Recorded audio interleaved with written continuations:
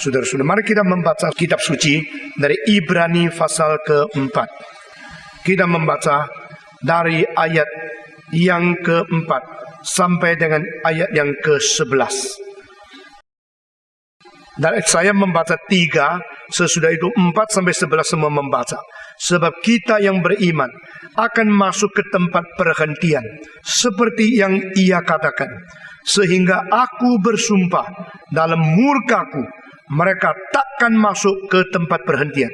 Sekalipun pekerjaannya sudah selesai sejak dunia dijadikan 4. Sebab tentang hari ke-7 pernah dikatakan di dalam suatu nas, dan Allah berhenti pada hari ke-7 dari segala pekerjaannya. Dan dalam nas itu kita baca, mereka takkan masuk ke tempat perhentian. Jadi sudah jelas bahwa ada sejumlah orang yang akan masuk ke tempat perhentian itu, sedangkan mereka yang kepadanya lebih dahulu diberitakan kabar kesukaan itu tidak masuk karena ketidaktaatan mereka. Sebab itu ia menetapkan pula suatu hari, yaitu hari ini, ketika ia setelah sekian lama berfirman dalam perantaraan Daud, seperti dikatakan di atas, pada hari ini, jika kamu mendengar suaranya, janganlah keraskan hatimu. Sebab andai kata Yosua telah membawa mereka masuk ke tempat perhentian, pasti Allah tidak akan berkata-kata kemudian tentang satu hari ini. Jadi masih tersedia satu hari perhentian, ya hari ke-7 bagi umat Allah. Sebab barang siapa telah masuk ke tempat perhentiannya, ia sendiri telah berhenti dari segala pekerjaannya, sama seperti Allah berhenti dari pekerjaannya. Karena itu baiklah kita berusaha untuk masuk ke dalam perhentian itu, supaya jangan seorang pun jatuh karena mengikuti contoh ketidaktaatan itu juga. Kita berdoa sekali lagi. Berkatilah kalimat-kalimat yang telah kami baca, ayat-ayat nas yang sudah kami baca pada pagi ini, dan beri pengertian kepada kami, sehingga kami boleh menerima apa yang sudah Tuhan janjikan, yang lebih daripada apa yang sudah orang Israel terima. Dengar doa kami Tuhan, yang kami panjatkan dalam nama Yesus Kristus, penebus dan juru selamat kami yang hidup. Amin. Lalu kita berpikir di sini tentang jangan sampai ketinggalan. Saudara-saudara, berarti ada satu spidol yang ditetapkan oleh Tuhan bagi gereja. Bagi orang Kristen yang mengikut jejak kaki Tuhan, mereka tidak boleh ketinggalan. Dan spidol ini menjadi kunci di mana kita mengetahui gereja itu dibangunkan atau tidak. Gereja itu berada di dalam program Tuhan atau tidak. Saudara-saudara, terlalu banyak orang Kristen terlalu gampang puas dengan apa yang sudah diterimanya. Dan mereka rasa sulit kalau didorong untuk maju. Mereka merasa saya tidak bisa. Saya memang hanya mampu sampai di sini saja. Tetapi saudara-saudara, di dalam kitab suci kita melihat Tuhan kita adalah Tuhan yang tidak memperbolehkan anak-anaknya santai, anak-anaknya sembarangan untuk menikmati hidup sesuai program sendiri. Itu sebab waktu Yosua sudah tua, Tuhan berkata, Yosua, Yosua, engkau sudah tua, tetapi terlalu banyak tempat yang belum engkau peroleh. Apa maksudnya? Maksudnya Tuhan tidak puas apa yang sudah dicapai oleh Yosua. Bukankah Yosua orang paling cepat? Dia mempunyai iman lebih besar dari siapapun pada zamannya. Sehingga pada zaman Yosua hanya dia sama Kaleb, dua orang yang diizinkan masuk ke dalam tanah suci. Tetapi orang-orang yang dikeluarkan oleh Tuhan dari tanah Mesir, semua harus mati di dalam padang belantara. Mayat mereka semua berkelimpangan di dalam padang gurun karena mereka tidak beriman. Lalu Tuhan berkata, selain Yosua dan Kaleb yang boleh masuk ke dalam tanah suci, biar mereka semua mati, karena saya bosan dengan mereka. Bukankah Tuhan menyelamatkan mereka? Bukankah Tuhan melepaskan mereka? Kalau Tuhan dengan kuasa begitu besar sudah mengeluarkan mereka dari tanah Mesir, mengapa Tuhan tidak membawa mereka masuk? Di sini jawaban, karena mereka tidak beriman. Orang yang tidak beriman mementingkan keadaan diri lebih daripada tuntutan Tuhan. Saudara-saudara, jikalau gereja ini, anggota-anggota bisa mendengar, mengerti kalimat ini, gereja ini tidak mungkin mandek dan tidak maju. Saudara-saudara, sekali lagi saya katakan, terlalu banyak anak Tuhan yang hanya mau puas dengan apa yang dia mampu, tapi tidak peduli apa yang Tuhan tuntut. Saudara-saudara, mengapa kita harus bekerja lebih dari orang lain? Mengapa kita harus tidak mengerti, lelah, dan tidak berpeduli untung rugi pribadi? Mengapa kita harus mengejar tidak habis-habis? Mengapa kita harus rajin lebih daripada gereja yang lain? Karena kita mengerti hanya puas dengan apa yang kita miliki, dengan puas dengan apa yang kita mampu, tapi tidak memperduli tuntutan Tuhan, itu kurang. Saudara-saudara, begitu banyak gereja suka memuliakan apa yang sudah dikerjakan, apa yang sudah pernah dikerjakan, lalu fotonya dan segalanya begitu indah di dalam buku peringatan puluhan tahun. Tetapi saudara-saudara, sebenarnya gereja harus belajar apa yang dituntut Tuhan, apa yang belum kita kerjakan, tetapi bukan apa yang sudah kita kerjakan. Lalu kita megah, kita puas, kita mencongkakkan apa yang sudah kita kerjakan. Padahal Tuhan mau kita bekerja jauh lebih daripada apa yang kita kerjakan. Yosua, engkau sudah tua, tetapi terlalu banyak tempat yang belum diperoleh. Saudara-saudara, di sini satu-satu kalinya di seluruh Ibrani menyebut nama Yosua. Jikalau Yosua sudah membawa mereka ke dalam perhentian, maka tidak perlu Tuhan Allah menetapkan satu hari yang lain lagi melalui Daud. Jikalau hari ini engkau mendengar suaranya, jangan mengeraskan hatinya. Saudara-saudara, sebenarnya penulis dari Ibrani dengan lapisan berlapisan memberitahu kepada orang Israel, kepada orang Ibrani yang menerima surat ini, bahwa Kristus mempunyai keadaan supreme lebih tinggi dari siapapun, lebih tinggi dari malaikat, lebih tinggi daripada Musa, dan pasal ini lebih tinggi daripada Yosua. Saudara-saudara sekalian, Yosua hebat, tapi Yosua tetap tidak mencapai apa yang Tuhan mau, sehingga orang Israel masuk di dalam Kanaan belum menerima perhentian. Di dalam ayat-ayat yang kita baca ini berkali-kali memakai tempat perhentian. Tempat perhentian ini tidak benar, karena di bahasa Grekanya aslinya adalah perhentian, tidak ada tempat. Jadi bukan tempat perhentian, tetapi perhentian. Mari kita membedakan perhentian sebagai satu kondisi rohani dan perhentian sebagai satu lingkungan. Saudara-saudara, kita pikir kalau tenang itu pergi ke tempat yang sunyi, yang tidak ada gangguan, yang aman, yang tidak ada maling, yang tidak ada kacau, tidak ada riot, tidak ada kerusuhan. Di situ kita mencapai perdamaian. Sebenarnya itu tidak. Itu adalah perhentian lingkungan. Tapi yang dijanjikan oleh Tuhan ada perhentian batin, saudara-saudara. Ada orang yang berada di tempat yang tenang sekali, aman sekali, tetapi gelisah dan jiwanya tidak pernah sungguh-sungguh mempunyai sejahtera. Tetapi ada orang yang berada di tengah kekacauan, keributan, dia menikmati ketenangan luar biasa, tak pernah diganggu oleh lingkungan. Apakah yang menjadi kehendak Tuhan? Adalah perhentian batinnya, perhentian status, bukan perhentian lingkungan. Itu sebab saya kira yang menerjemahkan bahasa Indonesia di pasal ini berkali-kali menambah satu istilah yang tidak ada pada aslinya. Tempat perhentian. Tempat perhentian. Mereka tidak bisa masuk tempat perhentian. Aslinya adalah mereka tidak bisa masuk ke dalam perhentian yang dijanjikan itu. Saudara-saudara sekalian, tadi ada satu kalimat yang indah sekali. Saya sadar dan saya lihat banyak orang sadar yang dikatakan oleh Profesor Stephen Chen, kekristenan yang terbaik, orang Kristen yang terbaik selalu ditemukan di dalam negara bukan Kristen. Nah, saudara-saudara, ini kalimat yang penting.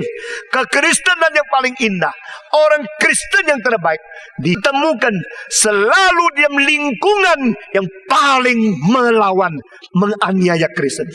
Sebaliknya di tengah-tengah dunia Kristen, negara Kristen, lingkungan Kristen, terdapat banyak orang Kristen yang tertidur. Banyak orang Kristen yang sudah tidak sadar. Banyak orang Kristen yang tidak lagi peka kewajiban diri harus bagaimana. Saudara-saudara, pada waktu Wang Mingtao dikunjungi oleh pendeta Sen Yung Chai dari Hong Kong dengan beberapa orang Kristen yang diutus, orang masyarakat Hong Kong mau tahu situasi pendeta yang dianiaya di Beijing oleh pemerintahan komunis, keadaan bagaimana.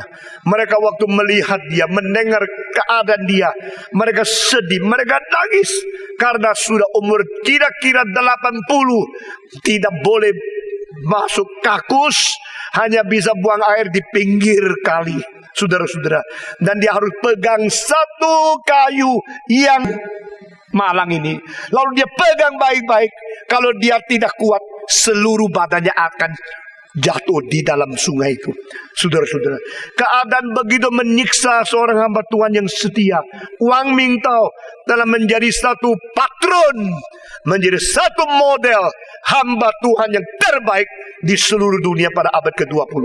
Waktu Wang Mingtao sudah dilepas setelah 26 tahun dipenjarakan, Billy Graham pergi mencari dia di Shanghai. Waktu itu dia sudah hampir buta. Waktu itu dia sudah hampir tuli. Kalau dia berkata-kata, suaranya keras luar biasa. Dan pada waktu dia di penjara, dia tidak kitab suci, tapi dia terus menghafal ayat-ayat yang pernah dia ingat sejak muda.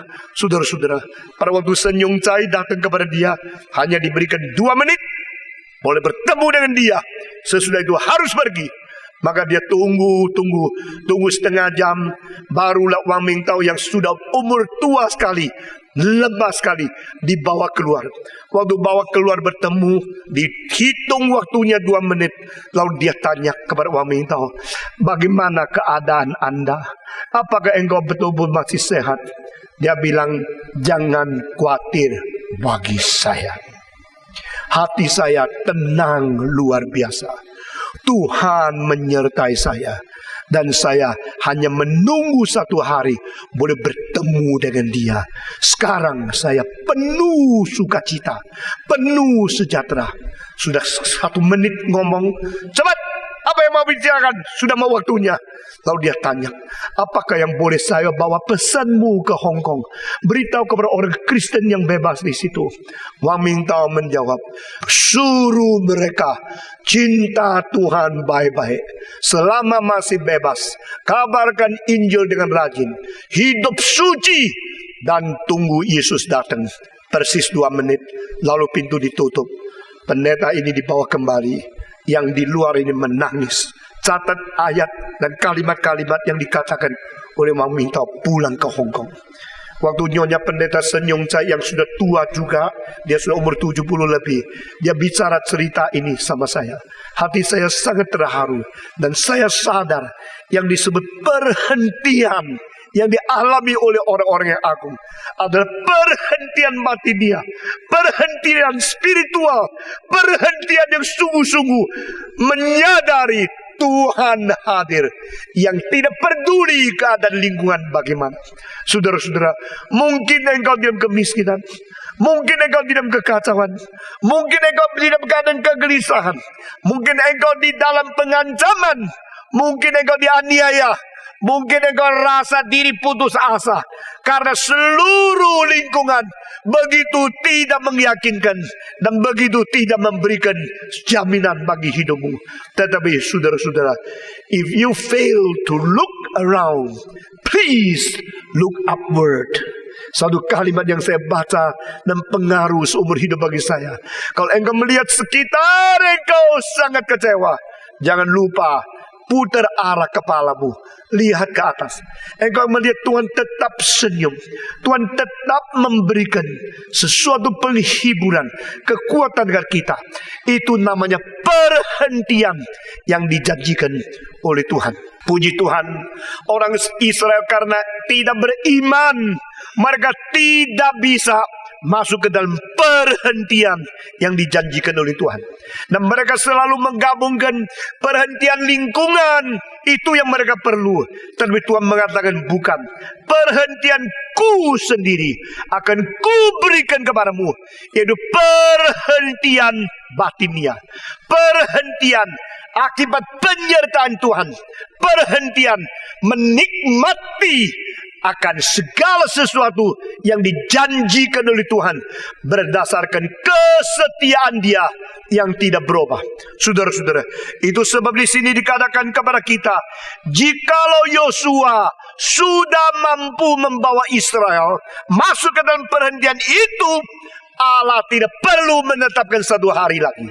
Satu hari yang ditulis di buku Daud, hari ini jikalau engkau mendengar suaranya, janganlah mengeraskan hatimu. Nah, saudara-saudara sekalian, saya melihat ada dua macam orang mendengarkan firman Tuhan. Semacam orang datang, dengar, sesudah dengar selesai, dia mulai memikirkan, itu kan teori, itu tidak ada hubungan dengan saya. Itu kan sesuatu khotbahmu, itu kan sesuatu kebiasaan yang kau teriak-teriak, tidak ada hubungan dengan saya. Maka mereka datang dengar khotbah, pulang tetap sama. Datang lagi ikut kebaktian, pulang tetap sama. Karena mereka tidak merelevansikan yang dikhotbahkan dari firman Tuhan dengan kemampuan mereka akan mengikuti di dalam speedo daripada Tuhan itu sendiri. Saudara-saudara, sikap kedua adalah, ini adalah kalimat untuk saya. Inilah kalimat yang saya harus pikirkan, harus saya jalankan. Kalau saya betul-betul taat, mungkin ada berkat Tuhan dari Tuhan untuk saya. Nah, saudara-saudara, saya tidak tahu sudah berapa lama engkau ikut kebaktian di sini, dan apakah motivasi engkau datang di sini. Setelah engkau dengarkan firman Tuhan, apakah yang menjadi reaksimu, apakah menjadi koreksimu di dalam hidupmu sendiri. Saudara-saudara sekalian, di sini dikatakan, jikalau hari ini engkau dengarkan firman Tuhan, jangan mengeraskan hatimu. Saudara-saudara, saya sudah berkata kepada saudara, pada waktu saya kecil saya melihat bagaimana caranya mama saya mendengarkan khotbah. Dia seorang yang kerja luar biasa beratnya. Dari Senin pagi jam 5 sampai Sabtu malam dia kerja. Lalu hari Minggu dia bawa anak-anak ke gereja. Dan dia seorang yang beribadah. Karena jam 5 sampai jam 6 adalah 1 jam dia berdoa untuk gereja, untuk hamba Tuhan, dan untuk satu persatu anak-anaknya. Dan dia lebih daripada 28 tahun.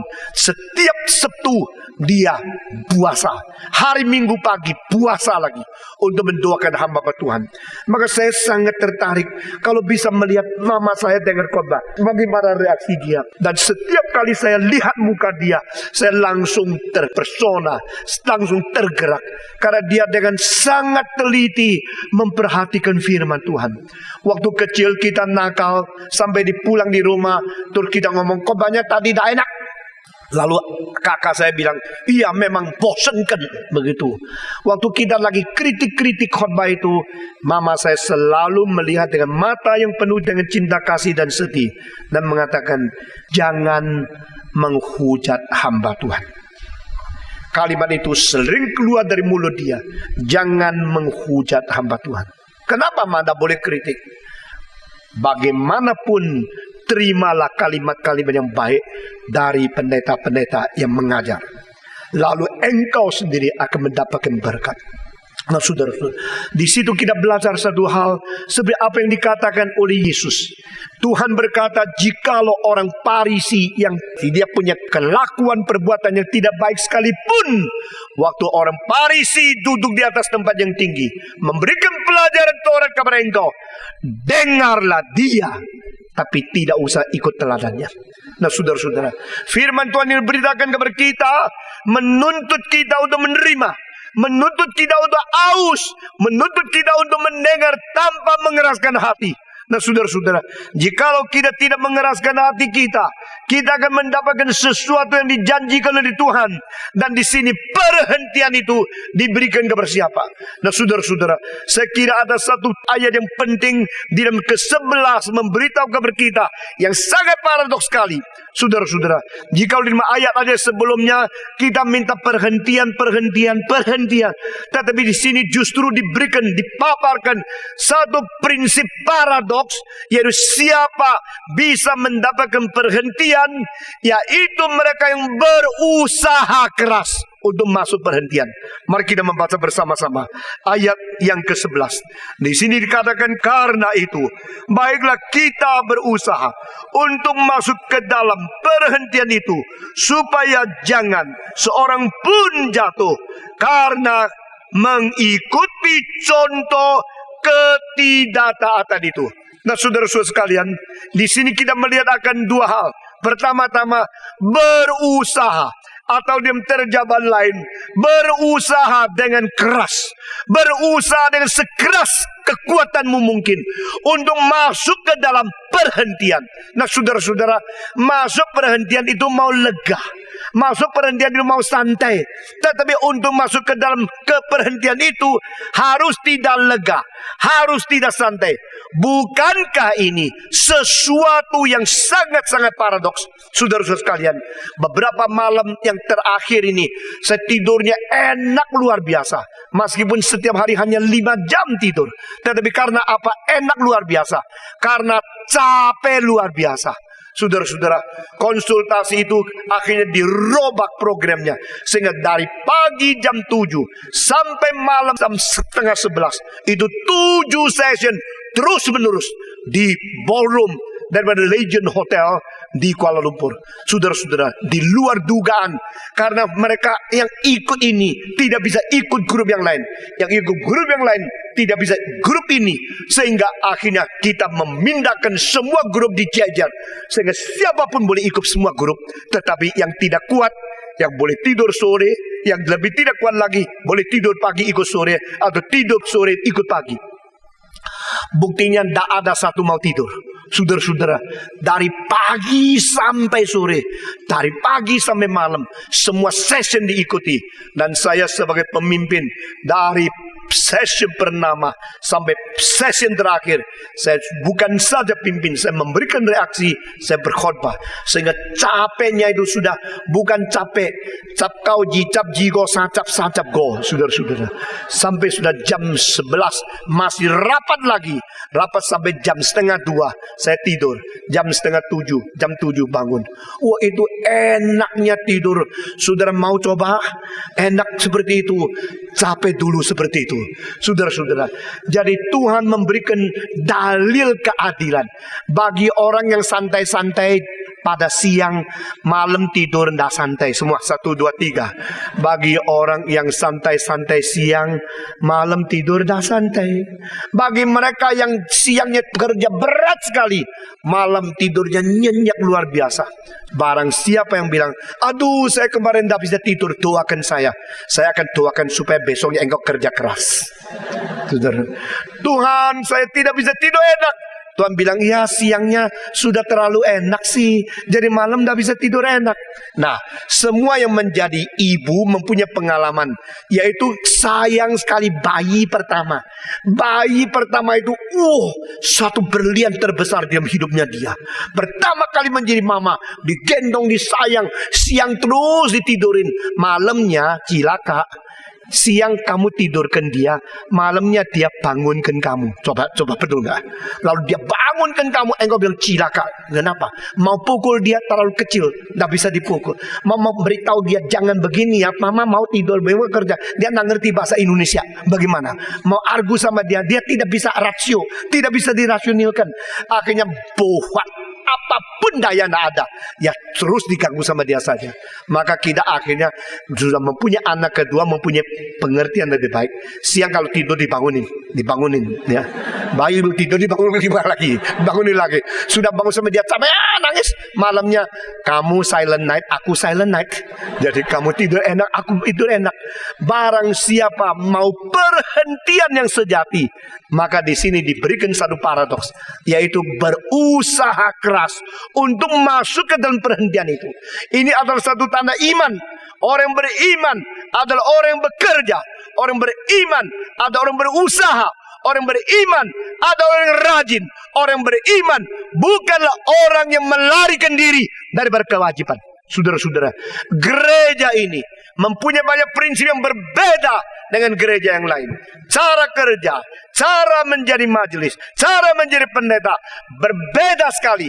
Cara organisasi berbeda sekali. Semangat pelayanan berbeda sekali. Filsafat dan strategi perkembangan berbeda sekali. Tetapi kita mempunyai sesuatu pikiran yang harus menjadi konsensus. Kita tidak boleh santai. Kita tidak boleh malas. Kita tidak boleh mengampuni diri. Kita harus berusaha keras. Kita harus menuntut.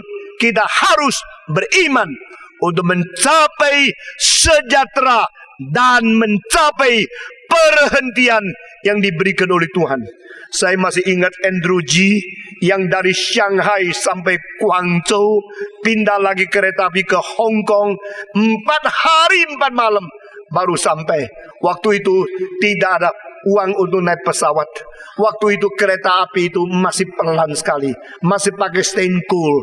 Saudara-saudara, waktu dia sampai di Hong Kong, yang menjemput dia lihat seluruh badannya begitu kotor, karena dia berada di kelas yang keempat. Kelas yang keempat itu harus tidurnya di bawah tanah. Dan itu jendela-jendela masukkan itu abu-abu sehingga badannya kotor sekali.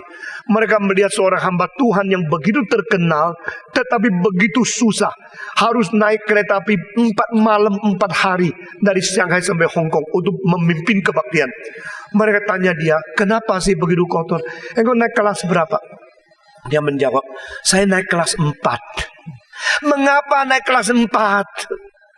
Dia jawab, karena tidak ada kelas 5. Waktu itu saya masih umur belasan tahun. Loh, kok ada jawaban begini ya? Karena tidak ada kelas 5.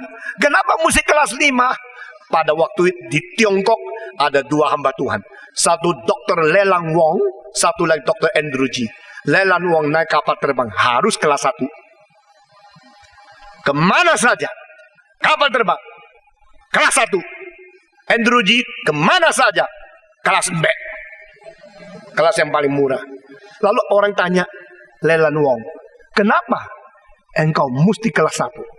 Dia bilang, memang kapal terbang ditemukan untuk penginjilan, supaya bangsa-bangsa cepat kenal Tuhan. Saking orang kaya memakainya, sehingga mereka ikut-ikut kita pakai kelas 1. Mestinya hamba Tuhan yang pakai kelas 1. Dan kalau saya kelas 1, saya bisa menemukan orang-orang kelas 1, mengabar Injil kepada mereka di kapal terbang, bisa pengaruh kepada dunia lebih cepat. Katanya, ini katanya dia. Nah, saudara-saudara, jadi waktu saya umur belasan tahun, saya sudah dengar 2 versi. Satu kelas 4. Kenapa kelas 4?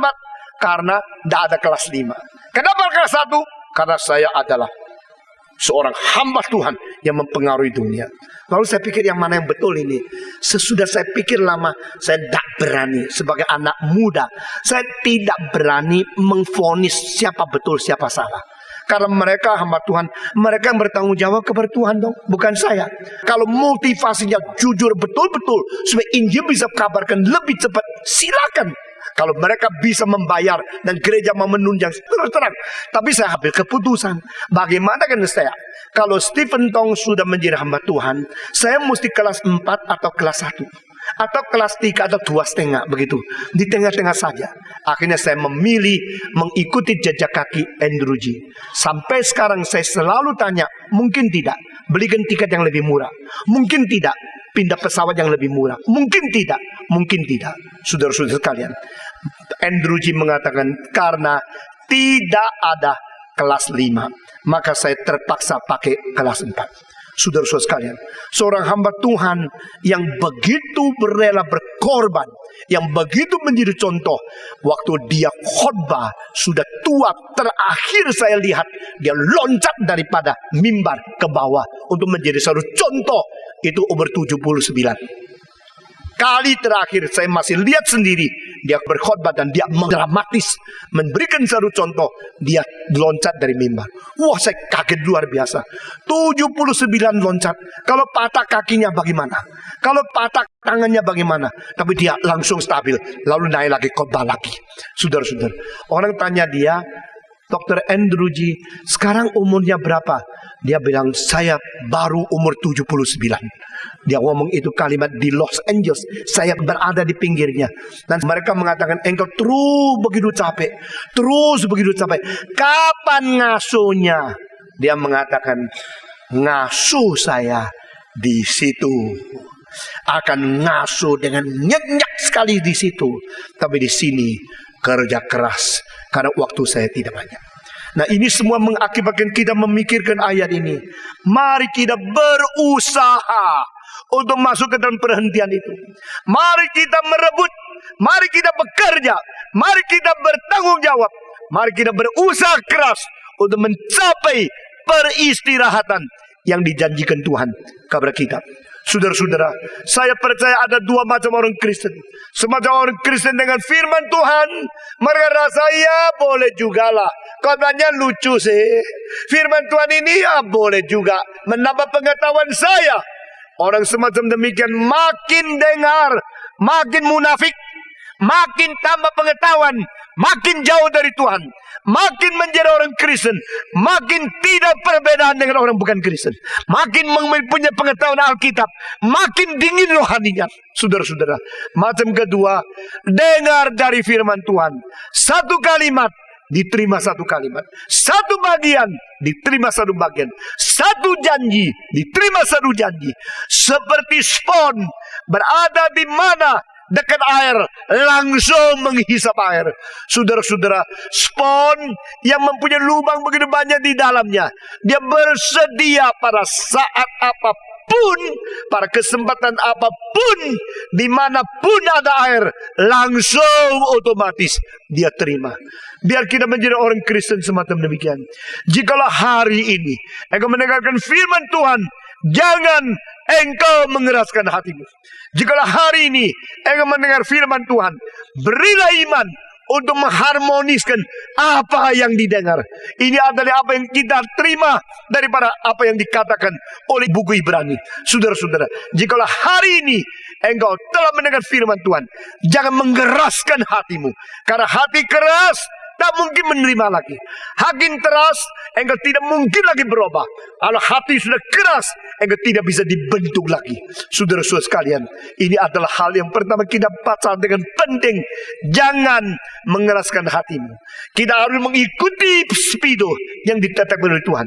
Dan kita harus berusaha untuk menerima perjanjian tentang perhentian ini. Dan saya akan menambah lagi satu hal, yaitu kalau spido ini kita terlalu pelan, kita akan ketinggalan. Spido ini kalau terlalu cepat akan terjadi apa? Nah, saudara-saudara sekalian, dengan demikian kita melihat kalau tidak mau ketinggalan, kita harus cope with, kita harus study, kita harus mengikuti langkah-langkah dari Roh Kudus. Tapi bagaimana dengan kecepatan? Nah, saudara-saudara, langkah-langkah dari Tuhan dan spido dari Tuhan itu ada programnya sendiri. Tetapi kalau program itu kita anggap kurang cepat, kita membuat lebih cepat lagi. Saya mau tanya, adakah kemungkinan manusia menolong Tuhan, mempercepat Tuhan? Jawabannya adalah Tidak ada. Saudara-saudara, kadang-kadang kita melihat seperti bahaya, lalu kita mau menolong, membantu. Disitulah Tuhan benci kita. Saudara-saudara, dengar kalimat ini yang baik. Saudara-saudara, Alkitab mengatakan ada seorang di perjanjian lama, dia lari ke depan, menolong karena tempat perjanjian itu seperti mau jatuh. Waktu dia pegang, melanggar perintah Tuhan. Tidak boleh menyentuh dengan tanganmu akan tempat perjanjian itu. Langsung Tuhan bikin dia mati di situ. Nah, saudara-saudara, saya akan memikirkan tentang to cope with the speed of the Holy Spirit according to the eternal will and the planning of God in the program for the age. Setiap zaman ada pimpinan Tuhan, ada program, ada rencana di dalam kekekalan yang ditetapkan oleh zaman-zaman. Nah, saudara-saudara, maka ada satu macam kebahayaan, dengar baik-baik, dari orang Kristen yang tidak mengerti kehendak Tuhan, mau menolong Tuhan, membantu Tuhan, supaya pekerjaan Tuhan lebih cepat berkembang, cepat lebih daripada program yang ditetapkan oleh Tuhan. Engkau bilang, masa ada orang begini? Ada.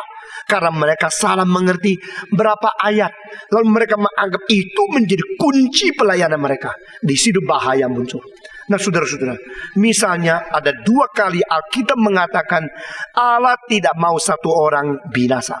Allah mau semua orang diselamatkan. Lalu mereka langsung memikirkan caranya adalah cepat-cepat mengabarkan Injil, sampai semua orang mendapatkan penginjilan. Dan ini adalah menjalankan kehendak Tuhan Allah. Tapi saudara-saudara, jikalau Allah mau semua orang diselamatkan, jikalau Allah tidak mau satu orang pun tidak selamat, mengapa Allah membiarkan begitu banyak orang tidak pernah satu kali pun mendengar Injil? Tidak diberikan kesempatan. Jawaban mereka adalah karena kita tidak mengabari Injil. Karena kita malas mengabari Injil, maka mereka tidak ada kesempatan. Ini belum menjawab kita. Karena pertanyaan adalah, jikalau Allah yang maha kuasa, Allah yang tidak mau satu orang diselamatkan, mengapakah mereka tidak diberi kesempatan mendengar Injil? Ya itu jawaban, karena kita malas, karena kita tidak mengabari Injil, sehingga mereka tidak bisa dengar Injil, sehingga mereka tidak ada kesempatan. Kalau ini benar, saya tanya kembali, apakah engkau berarti kemalasan manusia bisa menjadikan Allah tidak berdaya? Ngerti maksud saya? Lalu kalau saya tidak mengabari Injil, Allah pun tidak berdaya. Kalau demikian, bukankah pengertian ini tidak konsisten? Karena di dalam mendorong manusia mengabari Injil, dan engkau menganggap mereka tidak ada kesempatan karena kita tidak mau mengabari Injil. Setelah begini percaya, engkau sudah jatuh ke dalam kesalahan yang lain tentang doktrin Allah, yaitu Allah tidak mampu kerjakan apa jikalau tidak ada manusia menolong dia. Allah tidak bisa kerja apa-apa jikalau orang Kristen malas tidak mengabarkan Injil. Allah tidak bisa apa-apa jikalau orang Kristen tidak menjalankan kehendaknya. Nah, kalimat ini akan menuju kepada satu kesimpulan. Allah kita bukan Allah Maha Kuasa. Allah kita adalah Allah yang terbatas. Allah kita adalah Allah yang tergantung manusia baru bisa bekerja. Kalau demikian, maka cilakalah doktrin Allah itu adalah doktrin yang tidak benar, bukan apa yang dikatakan Alkitab. Saudara-saudara, di Taiwan 3 tahun yang lalu bikin suatu kebaktian doa nasional. Seluruh orang Kristen dari Kaohsiung, Tainan, Taipei, Keelung, daripada Taichung, Hsinchu, Miaoli, semua kumpul di satu tempat kebaktian besar, doa nasional. Lalu ada seorang Kristen menulis satu lagu, dinyanyikan oleh mereka. Nyanyian itu terdapat satu kalimat, aku goyang-goyang, goyang tangan Tuhan, maka dia bekerja bagiku. Aku menggoyangkan tangan, maka saya melihat kuasanya. Waktu mereka tanya saya, bagaimana lagu ini? Saya bilang, lagunya indah sekali, melodinya bagus sekali, tapi kalimat ini lucu. Mengapa? Allahmu Allah yang pasif, yang malas. Lalu engkau goyang-goyang, oh iya baru dia kerja. Sesudah dia malas, engkau goyang-goyang lagi, baru dia kerja. Ini adalah kalimat doktrin Allah yang tidak beres. Nah, saudara-saudara, kita melihat banyak orang, semacam orang yang tidak mengerti konsisten teologi. Mereka mempercepat Waktu mempercepat speedonya, maka mereka berkompromi. Waktu mempercepat, mereka membuang hal-hal yang sulit. Saudara-saudara sekalian, jikalau saya mau khotbah, pilihlah ayat-ayat yang gampang dimengerti. Lebih enak dong, didengar dong. Lalu pilih yang enak, yang sulit dah bisa dikhotbahkan. Fase 2 selesai 8, fase 8 11, sesudah ganti buku yang lain. Terlalu banyak bisa dikhotbahkan. Tetapi itu bukan cara Tuhan.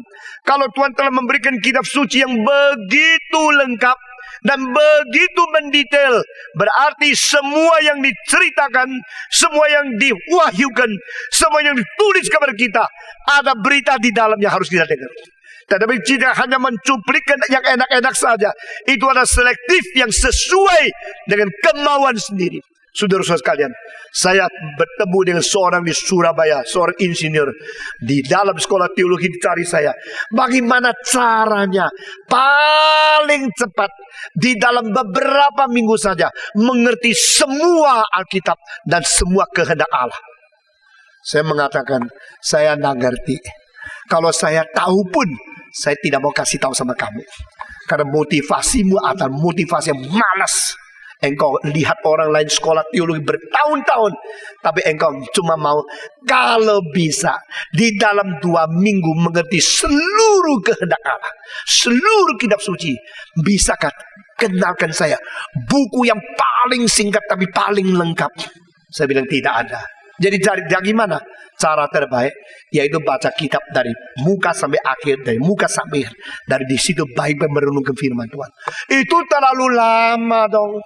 Saya bilang terlalu lama. Tidak lebih lama daripada umurmu. Betul tidak? Tuhan memberikan hidup untuk kita untuk apa? Supaya kita baik-baik membaca firman-Nya. Saudara-saudara, kalau engkau membaca surat dari pacarmu yang 5 lembar, engkau hanya baca beberapa kalimat saja, yang lain dibuang? Tidak. Engkau baca semua. Baca sampai hafal dari A sampai Z. Saudara-saudara. Karena apa? Itu surat pacar yang mencintai engkau. Engkau mau tahu kalimatnya ini apa, kalimatnya itu apa. Semua kalimat itu bagaimana. Sekarang banyak orang ikut dengan semacam kebudayaan yang kita sebut sebagai kebudayaan supermi. Kebudayaan supermi langsung dikasih air panas, langsung jati pami, langsung makan, langsung ke belakang, langsung selesai. Saudara-saudara, ini kebudayaan supermi. Kita mau cepat, tidak bisa. Demikian di dalam pekerjaan Tuhan, tidak bisa. Kita mau menginjili cepat-cepat, diam 3 menit, orang itu menerima Tuhan. Ada lagi 3 menit, menerima Tuhan. Benar nggak? Barang siapa yang PI cepat-cepat begini, saya tanya, coba pakai cara yang sama. PI kepada papumu. Di dalam rumahmu, pembantumu. 3 menit menerima Yesus. Engkau bilang, puji Tuhan, banyak menerima Tuhan. Banyak pembantumu, belum 2 tahun belum menjadi orang Kristen. Jadi engkau menipu di luar, begitu. Jadi kita selain mau pekerjaan Tuhan cepat, tidak bisa lebih cepat daripada program yang ditetapkan oleh Tuhan. Saudara-saudara, engkau bilang saya mau melahirkan anak, tapi kalau 9 bulan atau susah, bisakah kasih suntik 3 hari lahir? Saudara-saudara, hari ini hamil 3 hari lahir jadi, pop. Saudara-saudara, lalu sudah jadi keluar. Oh, mungkin bukan manusia, tikus itu, saudara-saudara. Tidak mungkin. Dan semua itu ada programnya. Semua itu ditetapkan oleh Tuhan. Itu sebab rencana Tuhan kita mesti cope with. Kita mesti mengikut speedo. Tidak boleh pelan. Kalau pelan ketinggalan. Kalau cepat, cepat merubah sifat. Saudara-saudara, merubah sifat, menurunkan mutu, lalu mempunyai jumlah yang banyak, tapi tidak ada artinya. Saudara-saudara, kalau Stephen Tong mau bikin gereja ini lebih besar 5 kali, gampang. Saya termasuk salah satu orang yang berfasi dan berteknik pidato. Saya termasuk orang yang mengetahui apa psychology of the mass. Bagaimana menguasai ribuan orang, puluhan ribu orang, memimpin pikiran, mengkonsentrasi ke mereka, lalu menjadikan mereka terpengaruh dengan pidato saya. Tidak sulit, tapi tidak boleh, saudara-saudara. Kita harus memberitakan firman, harus sesuai dengan rencana. Di dalam rencana, program Tuhan, itu semua prinsip-prinsip tidak boleh sembarangan. Saudara-saudara, berapa banyak orang yang mau tidak ikut katekisasi langsung dibaptiskan? Tidak bisa. Berapa orang yang mau langsung melayani Tuhan? Tidak bisa. Berapa orang yang mau langsung menjadi hamba Tuhan yang besar? Tidak bisa. Saudara-saudara, baca di dalam kitab suci. Daud ditabiskan jadi raja. Berapa lama kemudian baru naik tahta? Baca di dalam kitab suci. Musa, mengapa setelah umur 80 baru dapat panggilan daripada Tuhan? Bukankah umur 40 dia sudah bergaya menolong kepada orang Israel sebagai seorang pahlawan nasional. Tapi Tuhan tidak mau pakai. Sampai umur 80 sudah mengerti baru bisa. Mengapa Yesus umur 30 baru keluar dibaptiskan, mulai pelayanan akan Mesias? Karena di dalam Taurat dikatakan yang menjadi imam harus genap umur 30. Saudara-saudara, mengapa Paulus harus 3 tahun ke padang belantara baru keluar menjadi rasul? Karena Tuhan mau mempersiapkan dia.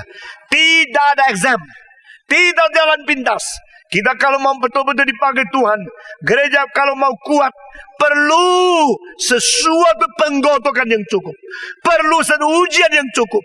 Saudara-saudara, melalui bertahun-tahun engkau dilihat, diuji bagaimana engkau melayani, maka engkau boleh menjadi hamba Tuhan yang baik. Saudara-saudara, gereja juga demikian. Saya mengetahui bagaimana menggarap pekerjaan Tuhan dengan baik. Kita mau berusaha untuk masuk ke dalam perhentian. Mau berhenti, berusaha. Mau tenang, kerja keras. Kita mengetahui kita harus jangan sampai ketinggalan. Karena terlalu pelan kita dibuang oleh Tuhan. Tetapi jangan lupa, kalau terlalu cepat kita ditipu oleh setan. Engkau bilang makin lama makin rasa tidak gampang melayani Tuhan. Memang demikian. Tetapi Tuhan mau kita menjadi orang yang taat, gereja yang stabil, yang betul-betul sesuai dengan kehendak Tuhan. Kiranya Tuhan memelihara kita dan menyimpan semua prinsip-prinsip yang penting di dalam hati kita masing-masing.